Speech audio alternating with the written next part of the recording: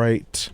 Welcome, everybody, and thank you for being here today with us on WRUU LP Savannah, Georgia, 107.5 FM, WRUU.org. We are Savannah Sonics Community Radio with Global Soul, and today is a very special presentation of the Adam Messer Show. Today I'm going to be talking about my new magazine. It's called Storytellers Mag, and it is featuring authors and storytellers, musicians, screenwriters, anybody that tells a story.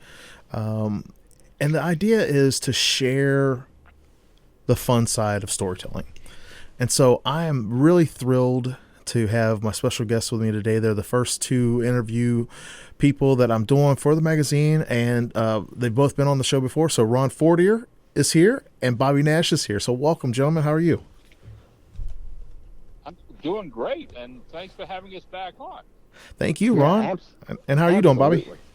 I'm good. It's always good to be on here with you, and it's especially good to be on with Ron. I haven't talked to Ron in a while in person, so it's a nice little treat. I know. It's like old home week. I mean, yeah, homecoming, yeah. Bobby and I have done cons together. We've done panels together. We've done podcasts together. We've done books together. Yeah, even books. How about that? Well, I'm excited because, so a little backstory here for everybody that's listening in and tuning in. You're probably like, what is this guy Adam doing again, right? But all these different things that I do, they go back into storytelling, like the publishing, the radio show with the interviews with authors and artists and entertainers, doing the stuff that I do, the writing, working, doing journalism with the Savannah Morning News. It all goes back to storytelling. And so when I started the Savannah Quill in 2016, the idea was to connect writers and readers to promote literacy. And that's what I wanted to do, was connect writers and readers to promote literacy. And we've done that. We've done a lot of events. We've done conventions. We've done the Books and Brews fundraiser for the Ronald McDonald House to raise funds for them. And that's been going on, for a while now. And then you remember last year I launched the Valhalla Books as an imprint for the publishing. Well, back in 2017, I did a Savannah Quill e-magazine, and I wanted to do a similar thing. So that idea has kind of been percolating in my brain for a while. And I was like, you know what? I want to do something with the podcast that I do, like the radio show becomes a podcast. I want to do something with that where I could talk with authors and storytellers about the fun side of storytelling. Because a lot of times you hear questions about craft and doing the work and like, how do I become an author? That kind of stuff. And those are the kind of questions that you get over and over and over again, right, guys? Oh yeah, all the time. And if somebody would just do a little research, they could see like your viewpoint on certain things. And there's nothing wrong with that, because when somebody's getting into something new, that's okay. I think it's great. But I wanted to hit on the fun side of storytelling, because it's like, why do this? Because like I joke around, and I know I've talked with you, Ron, and you, Bobby, but I joke around like writing is the most amount of work for the least amount of pay of any job I've ever had in my life. I would not be doing this if it weren't fun. You notice neither one of us argued with you. I know, right? not in the slightest. But it's a labor of love, though. I love it. Like, I don't, when I'm working on publishing or writing, sometimes not so much writing, but the publishing side for sure. When I'm working on that kind of stuff, it does not feel laborious to me. It does not feel like, a ton of work. And I get lost my time. I just lose time that way. Now, sometimes when I'm writing, I'm not going to sit here and say, oh, I can just write and write. Sometimes when I'm writing, I struggle because I'm like, well, like Bobby and I were talking yesterday. There's a scene that I'm on in my new story, Dead Planet Run, where I'm like, I don't know what's coming up next, and my characters aren't talking to me. They're giving me the silent treatment. So I really don't know what's up next. Oh, that's a bummer. Believe it, okay? Yeah. I've had a few of those characters. Yeah. And so with the Storytellers Mag, everybody. And this is the reason why I'm kind of going into this introduction is because I want to make sure that, it is a new thing and we're doing like a launch party today. So the first hour of the Adam Messer Show, we're going to be talking about like the fun side of storytelling. And then the second hour, you get to hear the first parts of Ron and Bobby's interview. I'm going to do like the first, 20, 25 minutes of each because I only have an hour for the second hour.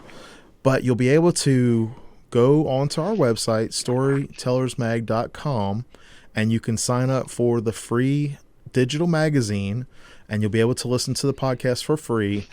You can go on there, and it's just a little email sign up. We're not going to spam you. I'm not going to, not trying to sell you anything or anything like that. It's just a free magazine, and I think it's really interesting. I've been putting it together, and I really enjoyed the interviews I've done so far. And so that is pretty much Storytellers Mag in a nutshell. We're sharing the fun side of storytelling. So yeah, and the beauty of it is too is if you ask 10 different storytellers how they do things, you're gonna get probably 10 different answers. Yes. There will be parts in there that are similar, but everybody has their own flair or their own, their own rituals that go into what they do. And I'm so glad that you brought that up, because for the written questions, all of the authors get the same questions just because of that reason. Because I can ask you, Bobby, and Ron, I can ask you all the same exact question, and I will get two different answers. Mm-hmm. And I could ask you the same question 5 years from now, and I'll probably get a different answer from you too. Probably. Because we grow. Life is, it evolves. There's no ifs, ands, or buts about that. One of the things I try to tell, young writers or whatever is that you never know it completely. Mm-hmm. Ever. Okay? I mean, you can be working at this for years, and Bobby and I both have, and you get to a point where people say, well, this is really easy for you. It's never really easy. It's work, all right? Yeah. All right? It's basically shaping and molding something. But the satisfaction and the rewards when it happens, and ultimately, I can look back on stuff that I wrote 10, 15, 20 years ago and cringe, okay, and say, oh, okay, yeah, all right, I could tell that was Ron, the rookie, okay? But that just shows me the gap. I still have so much more to learn. But the only way you learn it, and I think Bobby will agree, the only way you learn it is to do it. Mm-hmm. Yeah. When you see those mistakes, you're like, oh, this is where I learned how to do this. Mm-hmm. Oh, yeah, for sure. Because like the first published work that I put out was in 2018. And I started writing fiction like 2014, but I had a novel that I didn't publish. And I just kind of worked on different stuff. But the first one I published was in 2018. And then I look back, I don't cringe on it. Like, I know where you're coming from, though, Ron, because I have done that before. But I don't cringe. But from that first little novelette to publishing this new anthology, I've grown tremendously. I mean, I've learned a whole lot, the last couple of years. And I've been studying this craft, for the last 5 or 6 years. And I've always felt like I was a good writer because I took like AP English in high school. I've got a couple of degrees and I did academic writing and business writing, but fiction writing is a whole nother animal. It's a whole nother level. And I found that some people really love the way that I write and my writing style. And then I found other people, they don't like it. And I'm okay with that. And I'll give an example. Like one of the writers that I'm working with, they kind of do a lot of dialogue, and they're a fantastic author. They do a lot of dialogue and not so much action, and it's okay because it kind of reminds me of like a soap opera type. There's action, but there's a lot more dialogue, and there are readers for that. And then there's other people that they just want action.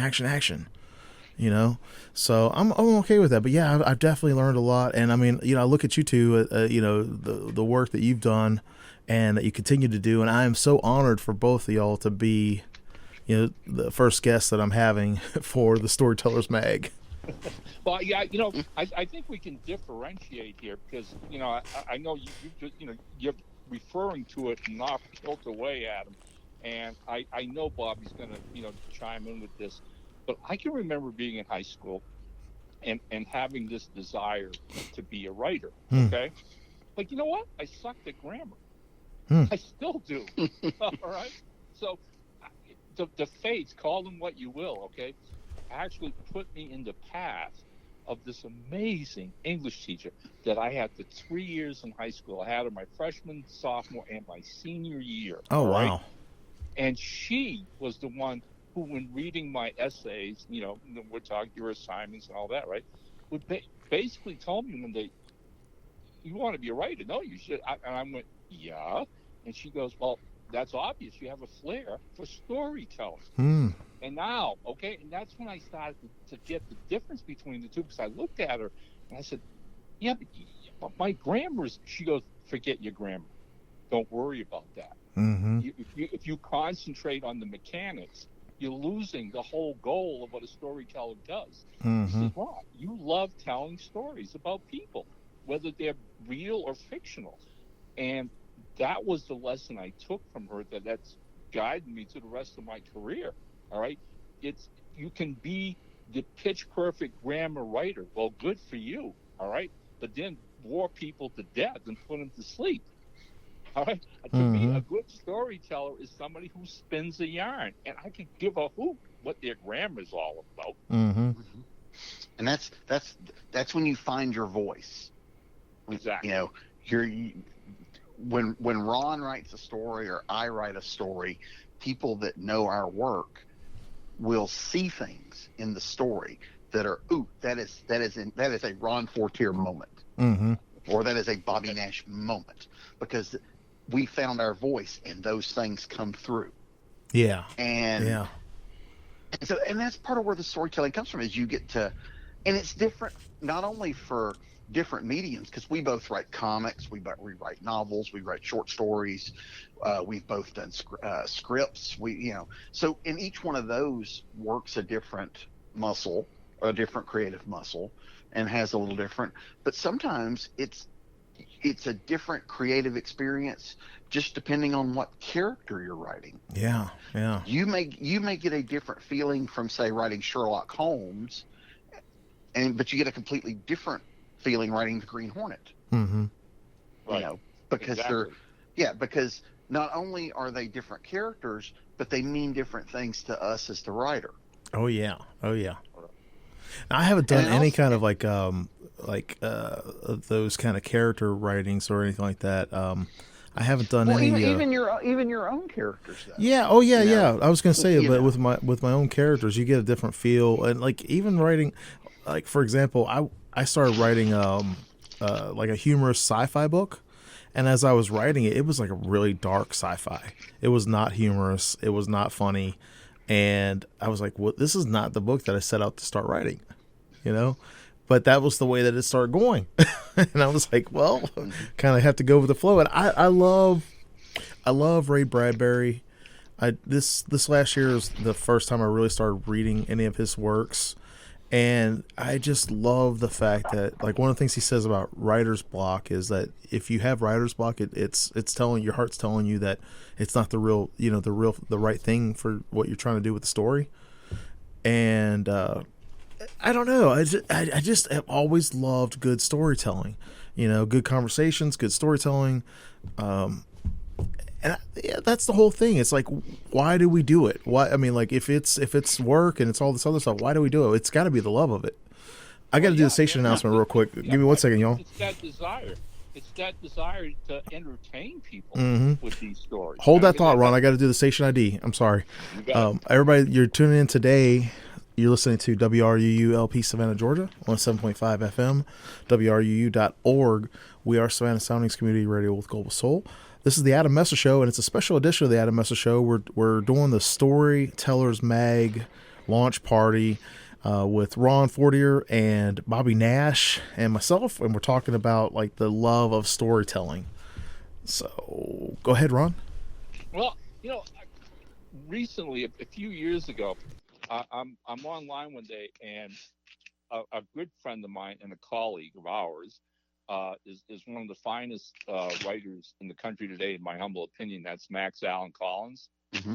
And Max, a few years ago, was awarded by the Private Eye Writers of America, or the Mystery Writers of America, the Grand Masters Award. And so at the ceremony, right, when he was given this award, he was going to give this speech.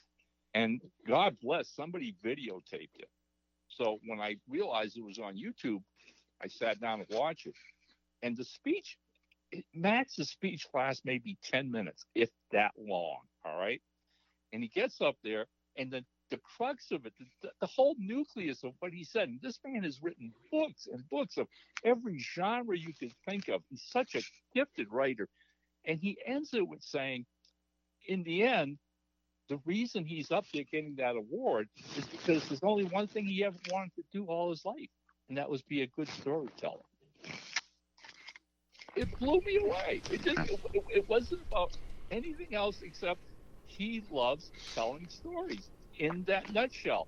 And at the heart, I think, of every good writer, all right, is that desire to take the experiences you've had in life with other people and that you've lived, and to put those out there again, to share them with the same people that are going through this journey with you. You know what I'm saying? Derek Ferguson, again, another colleague of ours, said if aliens ever came down and visited Earth, the first thing they'd realize is the human race is a race of storytellers. Oh yeah, oh yeah. I saw something that was talking about fantasy and imagination, and that we're humans, but we are our imaginations. We are, our fantasies that we imagine and we live, because everything's a perception. Our reality, it doesn't matter if we're looking at the same thing. We're going to have different perceptions of it, and that's our imagination. That's like, how we perceive things. And I feel like you're so right with that. I mean, like, everything is a story, like what we tell ourselves, what we talk with other people about. I mean, how we talk about it, it's always some kind of story. But it's always fun to get together like we're doing right now, because again, if we go to conventions, the first thing writers do, I mean, is just we gravitate towards each other, and then we spend hours sharing those stories about the trials and tribulations of doing this. Oh yeah. Right, because what we do is a very lonely job. Yeah, well, you can. We're usually, yeah. We're usually in a room by ourselves. Yeah.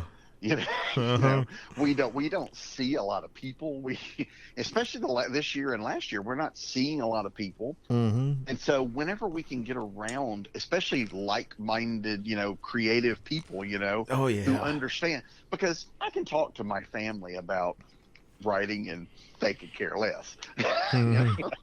But I can call up one of my writer buddies when I'm having something's not working, and I can just talk about, writing problems to people that understand, or writing successes, Mm-hmm.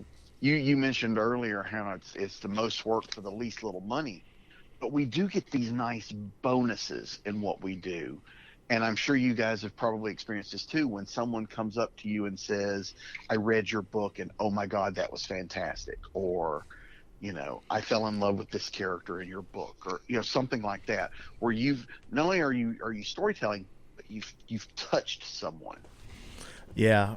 I know exactly what you're saying there with my poetry books, and I not so much with the fiction. I haven't had that yet with the fiction, because I've only got a couple of titles out. But with my poetry, I've had people, like, cause I've hosted some events, not this last year, but the year before, and it was amazing to me that they said the exact same thing, like, it really touched them. And that, I was kind of taken aback, because I hadn't thought about that ramification of it. I hadn't thought about, like, I was just writing to write. I was writing these poems to write and get it off of my, soul. I never thought about how would it impact someone else until someone told me that. It isn't. Let me share. I got to share this one with you, because again, we're talking. Yeah. And it's the truth in that you put it out there. Okay, it's something you hope is positive and decent, and you put it out there. And over the years doing conventions, I've had all kinds of people come up to me, and I've had people come up to me and say, "Hey, I read your work, and it's what made me want to be a writer." And that's like, oh wow, God, that's crazy. But I can also remember really personal moments where this gentleman, an adult now, right, was a teenager, when my Green Hornet was being published. And he came up at a convention one time to meet me, shake my hands, and tell me that he was like 12 or 13 at the time, and his parents were going through a divorce. And it was like one of the hardest times in his life. And he only remembers my Green Hornet comic books as somehow being this oasis for him, where he could get away from that hurt and pain and confusion of what was going on in his life. Wow. And he clung to those stories. And here he was all these years later thanking me for giving him an anchor. I mean, after he walked away, I looked at my wife, and she just looked at me. It's like, you have no clue what your stories are going to do. Yeah. You know, something... Because once they're out there, we lose, unless something like that happens, we lose all track. We don't know who's reading it. Mm-hmm. We don't know what's going on in those people's lives. Because just like with us writing it, our personal experiences change it. Where you are in your life, when you're going through rough times, that finds itself into your work. When you're going through great times, that finds itself in your work. And sometimes when people read things, we attach memories to stories. I do that all the time. I remember just a couple of weeks ago, I ran across this big little book on eBay that I had when I was a kid. Hadn't thought of it in years, but I saw it and I was like, ooh! And suddenly all these memories that were attached to the book came flooding in. So I bought the book. Yeah, the book's good, and I love the book, but the memories that I've attached to it make it almost elevate it, Mm-hmm. That nostalgia really hits home. Yeah, so you don't know, like I said, that guy who was reading the Green Hornet when his parents were going through divorce, as much as he loved the stories, he now has that memory tied to them. Mm-hmm. And I think that's a beautiful thing, that we can do that, and again, it's you don't want to take all the credit on ourselves, because a lot of times it's just luck of the draw, but the fact that if you ever that we've written stuff that has meant something to people is always incredible, because I don't know about you guys, but I sometimes assume no one's reading anything I write. Oh, I do that too. It goes. I know it goes out. Yeah. I know there are sales, but you just never. So when you find out that people are reading your stuff, especially early on, when I found out people were reading my stuff, or the first time I got fan mail, it just blew my mind. And to circle back around to what you were saying too, Ron. Yeah. I worked for 10 years. I worked with students at a university, and going back to what you and Bobby are both saying, you never know how words will affect somebody. A word of encouragement could help somebody make it through a difficult time. I've had students, like, now it's been years since I've worked at the university, but I've had students, I'll run into them in public, and they'll come up and give me a hug, and they'll tell me, thank you so much or whatever. And so I agree. I mean, it's like, you never know how what you're saying can help someone else out there and help them through it. Like with that guy, when his parents are going through a divorce, or and I remember when you posted that picture, Bobby, like those nostalgic moments. Like, I'm a big Transformer fan. I loved Transformers when I was a kid. I went and saw the movie in the theaters. It was like a big deal when I was a kid, when they came out, and I like that nostalgia too. So. And I think that goes back to the storytelling. It's like, we identify ourselves, and we see, different things with these characters, and we're like, oh man, like I want to be like for me, one of my favorite comics of all time was The Dark Knight Returns, or The Legend of the Dark Knight, I'm sorry, and the Phoenix Saga, from the X-Men. And so I always think back to those. I'm like, wow, those are two storylines that really hit home for me as a kid growing up. And when you read them, you remember where you were when you read them the first time. Oh, I can go back, for example, like in movies and a thing like that, I can go back and read a certain scene and it all just boom. Or like I can watch a certain, 2 or 3 minutes of a movie, and like the whole thing just kind of floods back. Yep. So let me ask the two of you this, all right? because I don't want people listening to this not realize that this whole storytelling thing is pretty much a roller coaster in our lives. It goes pretty much up and down. I know there have been in my life, and that the early stages. Let's say this. Let's go back to the early stages. There were times when I couldn't sell anything. I couldn't get anybody to look at my work, and I can remember one time. Basically, I'd been published a few times, but it seemed like that was going to be it. I was hitting a wall all the time, and I was at the point of saying, I'm not going to do this again. It's heartbreak. It's rejection. I can't keep doing this. It's putting my heart out there for what reason? Blah blah blah, and throwing the towel in, saying, that's it. I'm done. I'm never going to write again. Which, of course, at the time was absolutely naive. Because as I've gotten older and realized I can't do that, I have to do it. It's how I breathe. But I know my wife looked at me at that time and just shook her head like, yeah, okay, yeah, I believe that. Like, I mean, women are 10 times smarter than we'll ever be, guys. All right. So are you asking, Ron, if there was a time where we just felt like we had a failure and we were just going to kind of throw up our hands? Yeah. Do you want to hit that one first, Bobby? Sure. Yes, I have had multiple why do I put myself through this moments.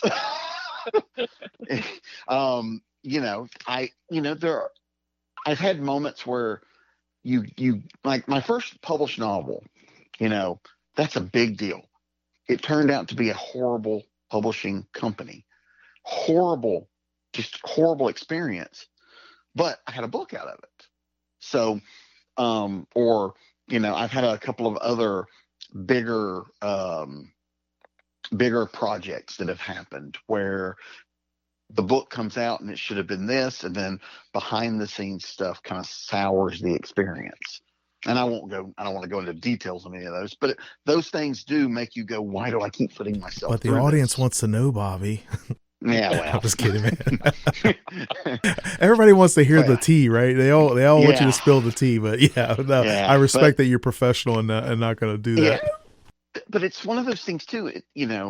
For those things that were bad or made me want to give it up, I will say in my career, the ones that are positive and make me want to keep going far outweigh those. Amen. And yes, and through the course of doing this, I have made some incredible lifelong friends like Ron, Adam, Derek, who we mentioned earlier, Sean Taylor, guys I met at cons. Randy Bishop.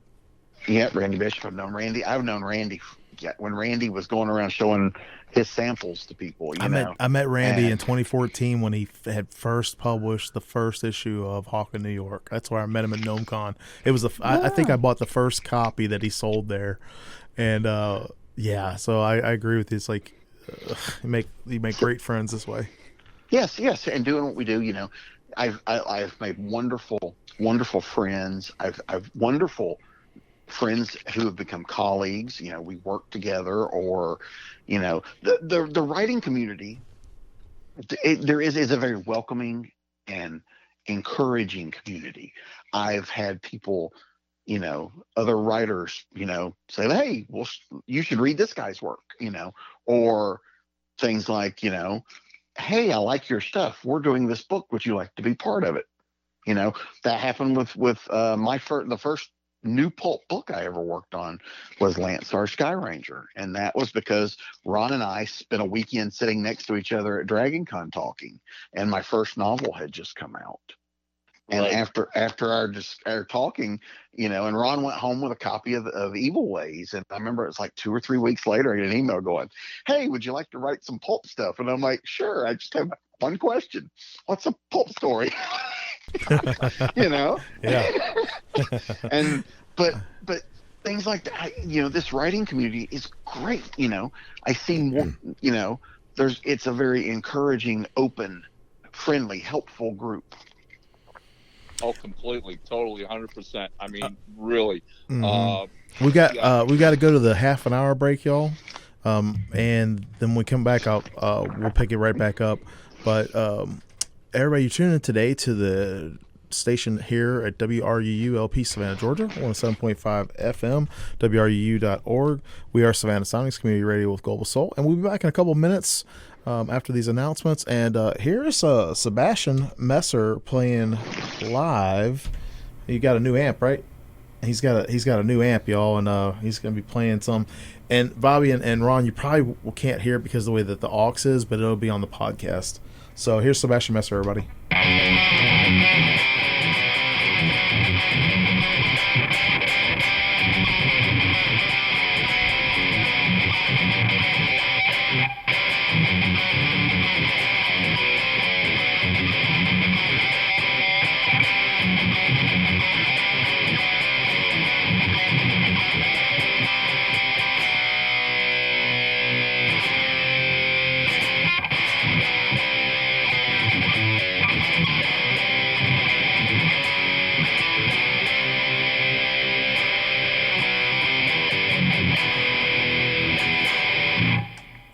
What does it mean when we say that WRUU is a community radio station? It doesn't just mean that we invite the community to create programming. And it doesn't just mean that we are a voice for the community. It also means that we are counting on the community to keep us going. And you are the community. Almost all of our modest budget comes from small annual or monthly donations from listeners like you. You get to enjoy our community-focused programming because many others have stepped forward to do their part. Now do your part by joining our community of listener donors. Go to WRUU.org right now and make a one-time or monthly donation. And thank you for supporting Savannah's community radio station, 107.5 FM. This is a message from the Georgia State Department of Public Health. There is a State of Georgia hotline people can call with questions or if they think they may have been exposed to the COVID-19 virus. It is 1-844-442-2681. If you believe you're experiencing symptoms of COVID-19 or have been exposed to the novel coronavirus, please contact your primary care doctor, an urgent care clinic, or your local federally qualified healthcare center. Please do not show up at an emergency room or healthcare facility unannounced. More information can be found at dph.georgia.gov. From our cobblestone streets to our stately homes, discover Savannah's maritime history and what makes Savannah, Savannah. One of the hidden secrets of Savannah is the Gardens of the Ships of the Sea Museum. Picnic here and enjoy our complimentary Wi-Fi. More information can be found at shipsofthesea.org. All right, and we're back, everybody. Thank you for tuning in today. This is the Adam Messer Show, and I'm your host, Adam Messer, and this is a special edition of the Adam Messer Show. We are doing a launch party for Storytellers Mag, and Storytellers Mag is an e-magazine and a podcast where we talk with storytellers like authors, artists, musicians, screenwriters, and so on about the fun side of storytelling. And today my special guests are authors Ron Fortier and Bobby Nash. So we've been talking this first half an hour about, just kind of like why do we keep doing it? Because we love it. Ron, I think right before the break you were asking if there was a time where we wanted to give up, and Bobby gave a really good little story there. And to answer your question, yes, not that I was going to give up, but so I started freelancing for the paper back in 2014, getting paid to write professionally. And I was like, oh, this is cool, whatever. The first time I thought, well, is this really for me, like the fiction writing? 2014, I spent about 12 months writing a novel. And, I've learned a lot about craft and writing since then, but I would only write when I was inspired and blah, blah, blah, blah, blah, the same old typical amateur, newbie stuff. Sent it to a good friend of mine who read it, and they kind of were dragging their feet telling me, like any kind of feedback. And so like 3 or 4 months later, I was like, hey, did you have a chance to read it? And they were like, yeah. I was like, well, what did you think? And they kind of hesitated. and they didn't want to tell me. And I was like, it's okay. I'm not going to get upset. I just would like to hear your feedback because this is my first, time writing a novel. And they were like, I don't know how to tell you, but it's really bad. And I was like, yeah. And it was weird because like I took a year off from writing after that. I was like, oh man, should I do this or should I not do this? Well, I didn't realize that first drafts are crap. They're just garbage. And I had sent him my first draft. And so anyway, I went back to like learning and studying and reading up about, the hero's journey and all that stuff, because that's my mind, right? It's like, I'm a student, I'm a learner, And then I started getting back into it and published that first novelette. It had relatively decent reception. Had some decent reviews, and I was like, oh, this is great, and I thought, oh, this is going to be fun. So it took me a year to write the next one because I didn't write it, and I put the second one out, and it fell flat, completely flat. I think I sold 2 copies, and I just couldn't even give the book away. It was like, the thing was that what I learned was that I did the wrong thing about putting the book out there at the wrong time. It wasn't even so much the story. It was the way that I put it out there. So I had to think really hard about that. I was like, I screwed up big time. And I was like, well, is this even worth it? That kind of thing.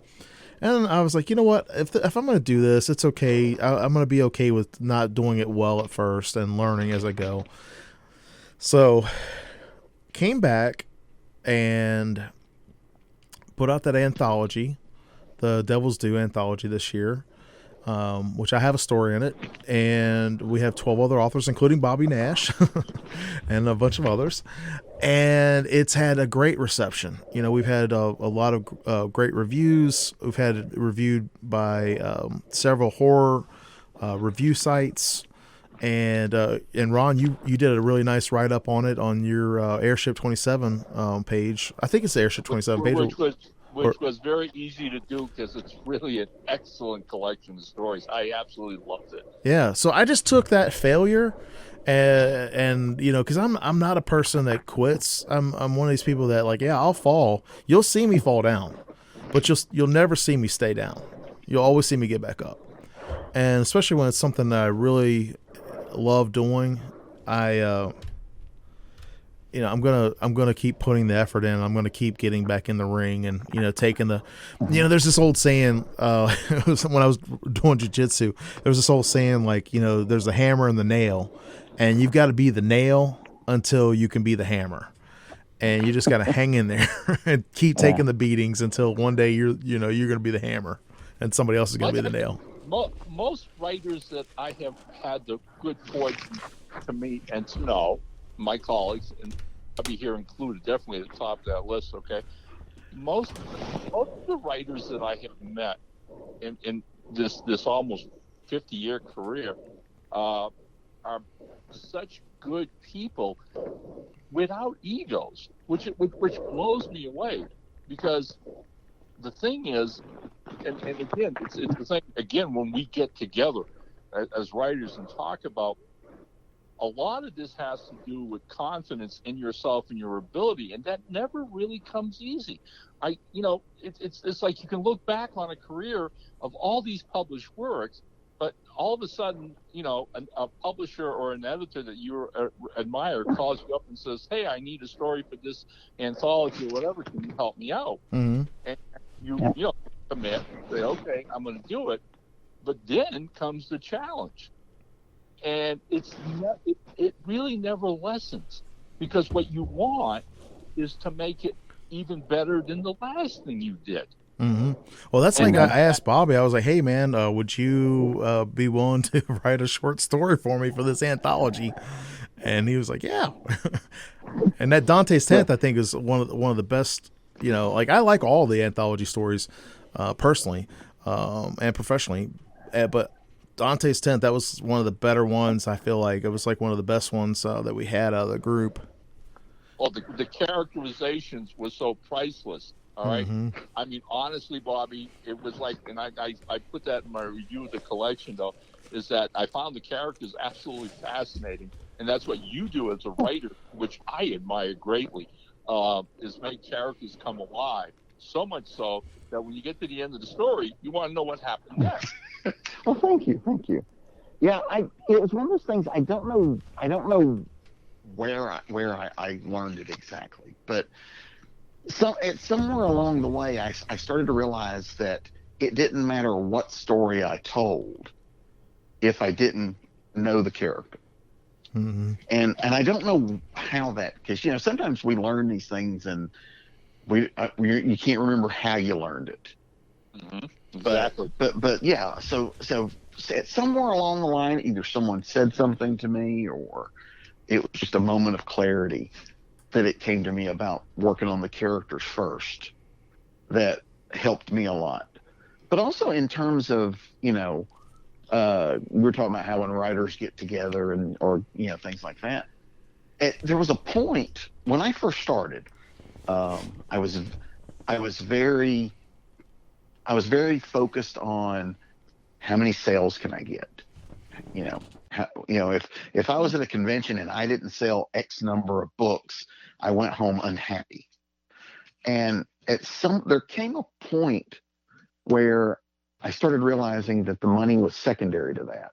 If I stopped focusing on the money and just focused on talking up the books, talking to people, not selling to people, talking to people, that I was much happier. And then there was this weird thing that happened. I sold more books because as soon as I stopped trying to hard sell people, I sold more books. That's so true with sales, because one of the things I like to say with folks, because I've done a bunch of sales in the past too, is everybody likes to buy. Nobody likes to be sold. Nobody likes being sold. They like to buy. And they buy you. I mean, like, that's not, I didn't make that up. That's just something that's pretty common. If they like you, they're more than likely to check out your books and stuff. Well, right. I mean, look, this is like, convention 101 here. I mean, there are two types of people at cons, behind those tables. There's the used car salesman, all right, that's going to tackle you if you walk by, all right? Yeah. Or there's the friendly guy who wants to have a good time and chat with you about this or that, all right? I mean, my experiences with conventions, guys, and we were talking about how writing is such a lonely thing, so that by the time I was selling and whatever the next step was, well, you got to get out there publicly. You got to do conventions and let people meet you. I go to conventions, and honest, I don't know about you guys, but the first few conventions, I didn't sell anything because I was too freaking shy to talk to people. Yep. I just sat there twiddling my thumb, watching people walk by until, the light bulb goes on and goes, oh, wait a minute, this isn't working, okay? So now it was like baby steps. Next convention, say hi, people walk by, how you doing, this or that. And Bobby, I don't think I ever had that concept of what the sales are going to be like, as much as wanting to meet people and enjoy the experience of the convention of being behind that table. And that's eventually what started happening, gradually, more and more, until, as you've already realized, and a lot of our colleagues get this, okay? Ultimately, the experience of being at the con and meeting fans for the first time, making all kinds of the same people come back the following year, and you make old friends, et cetera, et cetera. Hey, Bobby. Hey, you know what?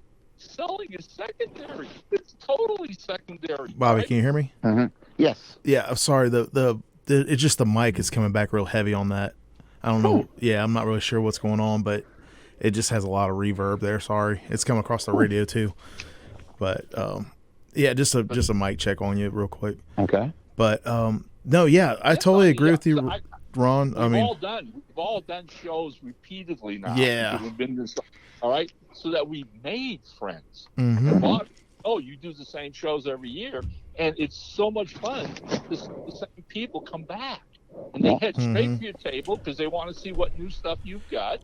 All right, because they enjoy meeting you and they like you, and you can't put a price tag on that. Yeah. Well, they follow you back from a panel to your table Yep. because they heard you on a panel and says, I got to check out this guy's stuff. Yeah. Yep.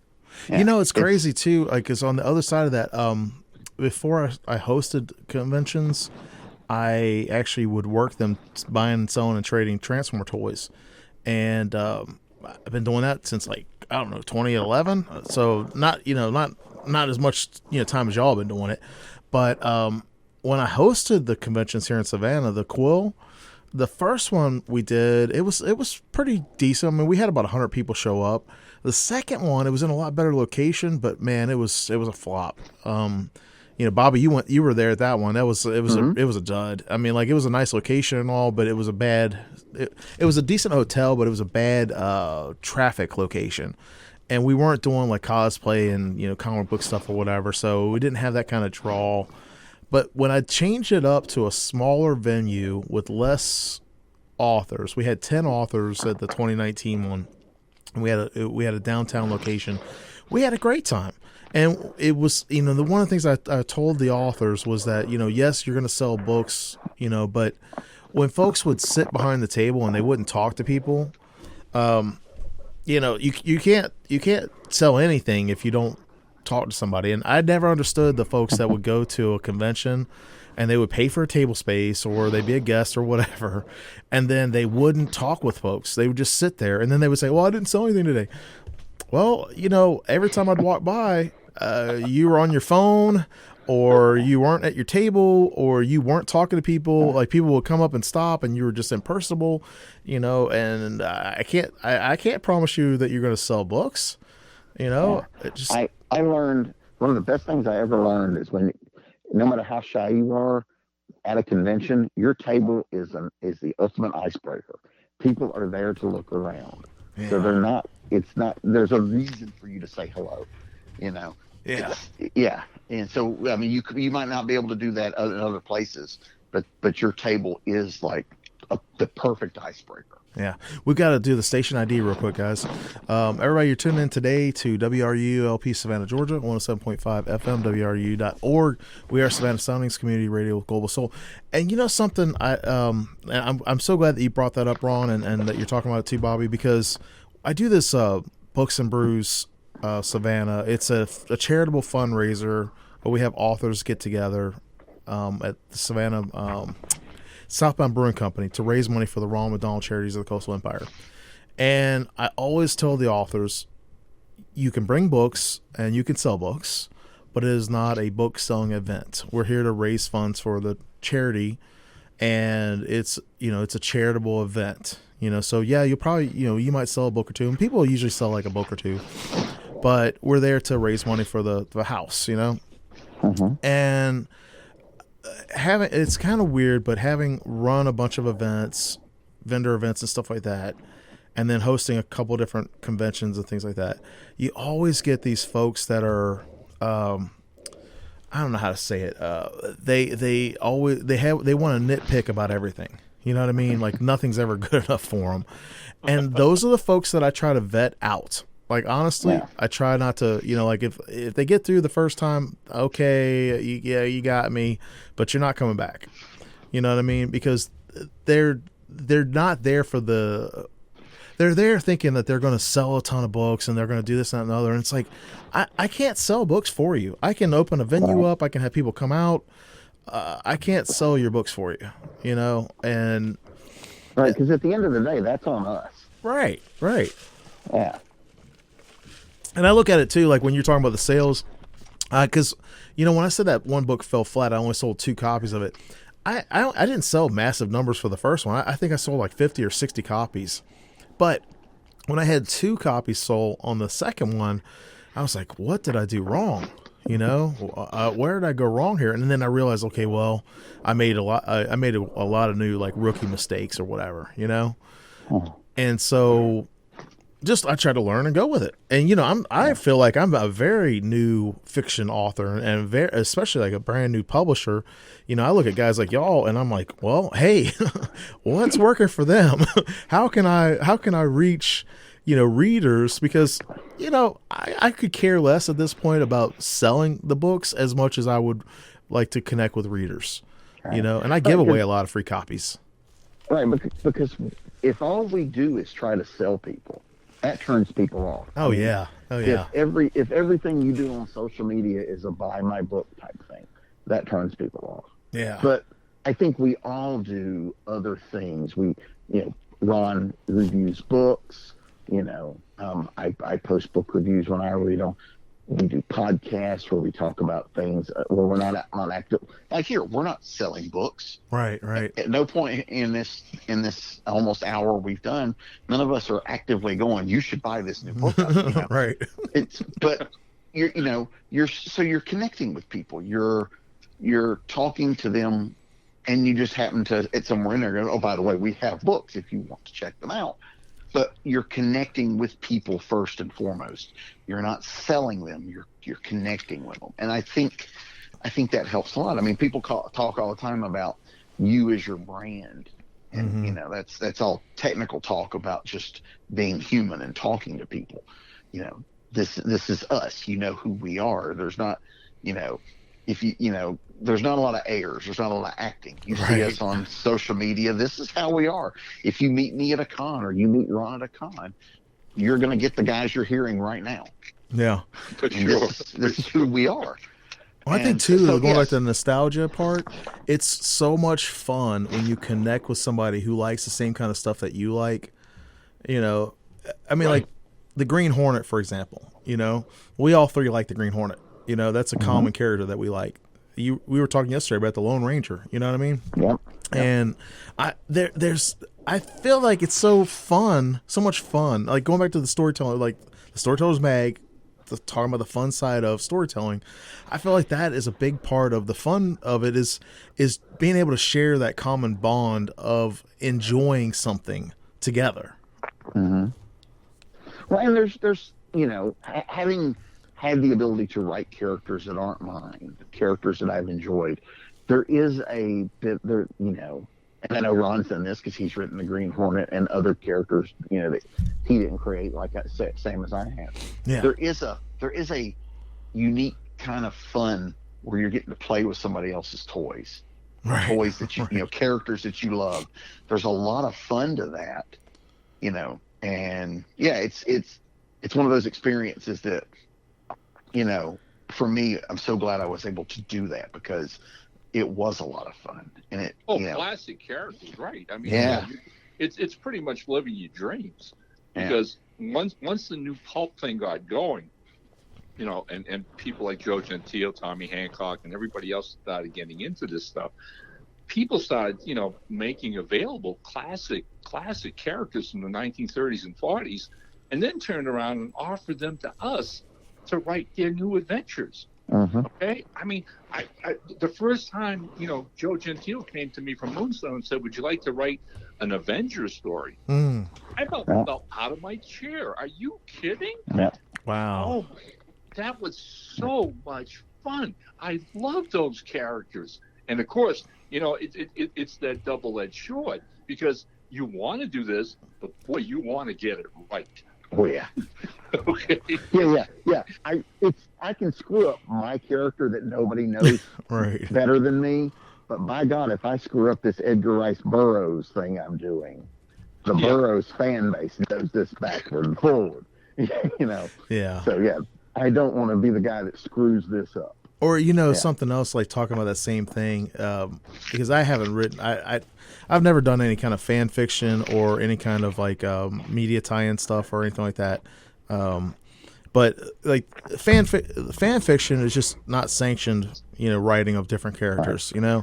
It's the same vein. Playing. Yeah, it's the same. Having fun. Yeah. It's the same vein. Like you're using somebody else's characters and you're doing this. Like you're writing that story. I have read fan fiction before and I've read other stuff, but it is one of those things where, like, you can tell if a person is into that universe or into that realm when their story comes out, right? You can tell if somebody is a genre lover versus someone who's just doing it just to do it. They got a check or whatever.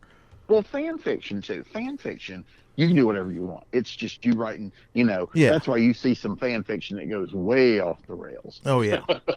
Doing licensed tie-in work comes with a big old set of do's and don'ts and rules. Yeah. Because I get that from some of the stuff I've done that's tie-in work. It's like, oh man, why can't you do something like this? I'm like, because that's do not number 3 in the Bible. Well, you don't want to do something that's out of character, for that character. And because it would be off-putting for the fans, especially if it's a licensed character. Like, for example, Disney, they protect their IPs vigorously. You know what I mean? Yeah. They do not want their IP, being portrayed in a negative light or anything like that. And you want it to be reflective, the story to be reflective of the character. You don't want to, try to redo the character and then make it completely opposite. Yeah. Well, and not just the character, but sometimes the setting. When we worked on the Green Hornets for Moonstone, that was the TV show version. That meant the story had to feel like the TV show. Oh, okay. Yeah. Right. So you had to incorporate elements that were in the show. So, because it needed to feel like an episode. So that meant there had to be a let's roll Kato. There had to be those moments that are in every episode. Yeah. So, and some people, I did get some comments from people. It's like, man, all of you guys are doing the same. It's like, well, you kind of have to. If it's in every episode of the show, it's got to be in the stories. Yeah. And sometimes people don't. Sometimes people who read the stories assume that we as writers can just do whatever we want. And I think, just to tie it in for because we got to wrap it up for the hour, but to tie it in for me, and I'd like to get y'all's final thoughts, like the 30-second thoughts here. But for me, for storytelling, it's about the reading as well. I mean, it's about, listening to stories and telling stories and sharing stories. That's why I love it. I just love to hear other people's stories, and I love sharing stories, and especially, great friends like y'all. And the other folks that I've met along the way, I just love it. So, what are your thoughts? And we'll just go Ron and Bobby. Well, I mean, the bottom line with any of this to me is telling stories about real people. Okay, whether whatever the genre, it's immaterial to anything. We touched on it several times in this hour. To me, it's about people. I like to tell stories about people. If I do that, then I'm not concerned about the plot, the genre, the setting. If I make these characters come alive and they entertain you, then I've done my job. Nice. Bobby? Yeah, what he said. Ditto. Character is always the first and foremost. Because if you've got a character that people love, they can forgive a plot that doesn't work. If they love the character, you can drop a character into a bad plot and it's a bad plot, but oh my God, they still love that character, so they're happy to keep reading.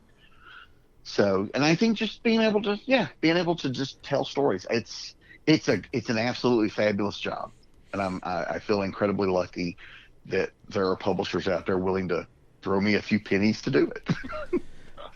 Gentlemen, I'm really honored, and I appreciate y'all helping me with this Storytellers Mag launch, and thank you. From the bottom of my heart, I really appreciate y'all and the support, and I think you're both fabulous storytellers. So thank you. Okay. Thank you, Adam, and again, thanks for having us on the show. Hey, it's been a treat and a lot of fun. So thanks. Absolutely, and hopefully sometime in the very near future, we can all be in the same room together to do this sort of thing. Oh, I'd love that. I'd love that. And everybody at home, if you want to check out more with the Storytellers Mag and get a copy of the free magazine with interviews with Ron Fortier and Bobby Nash, the first one's coming out in a couple weeks. So sign up for our email at storytellersmag.com. It's free. And the podcasts are I'm going to be playing part of the podcast in the next hour. So if you want to stay tuned, you can listen in and you can catch the first parts of it. And then that'll be available. So just check out storytellersmag.com.